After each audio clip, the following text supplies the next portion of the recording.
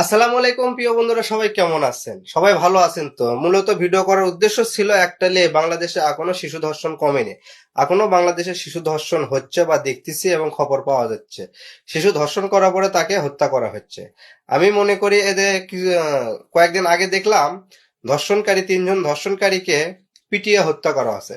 তা আমি মনে করি ঠিক এরকমই বাংলাদেশে যদি শিশু ধর্ষণ বা খুন হয়, আর এটাই তদন্ত করে, মানে গ্রামের লোক, সেখানকার লোক, স্থানীয় লোক যদি তদন্ত করে সঠিক হয় যে না উনি ধর্ষণ করছে, ধর্ষণকারী এবং খুন খুন যে করছে, এগুলো যদি সঠিক হয়, আমি মনে করি আইনের কাছে তুলে না দিয়ে আপনারা গণপিটুনে তাকে খালাস করে দেন, গণপিটুন দিয়ে তাদেরকে মেরে ফেলে দেন। তাহলেই এ দেশে মানে ধর্ষণকারীর বিচার হবে। তাছাড়া আপনি কিন্তু ধর্ষণকারী বিচার হবে না। আপনি যতই আইনের ব্যবস্থা নেন, আইনের কাছে যান, আইন এ দেশে বর্তমান বাংলাদেশে আইন ব্যবস্থা এতটাই দুর্বল যে ধর্ষণকারীর কোনো বিচার নাই। যে ধর্ষিত হয় তার উপরে উল্টো চাপ আসে, প্রশাসনিক চাপ আসে, তার ফ্যামিলির দিক থেকে, অন্য দিক থেকে একটু ওপরে গ্যাং থেকে চাপ আসে।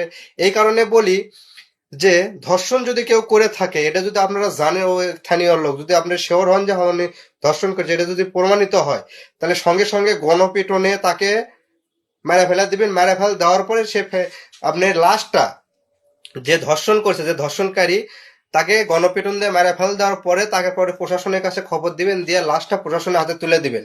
কারণ প্রশাসনের হাতে তুলে দিলে হবে কি, লাশটা যে খানকার বা যে পরিবারের, প্রশাসন সে পরিবারের কাছে নিয়ে যা পৌঁছে দিতে পারবে। কারণ প্রশাসন এটুকুই পারে, আর বেশি প্রশাসন পারে না। কারণ এরা সঠিক বিচার করতে পারে না, কারণ আইনে হাত পাও তাদের বান্দা। তাদের একটাই অপশন কথা বলে যে আমাদের আইনে হাত পাও বাঁধা আছে, আইনের বিরুদ্ধে কিছু করতে পারবো না।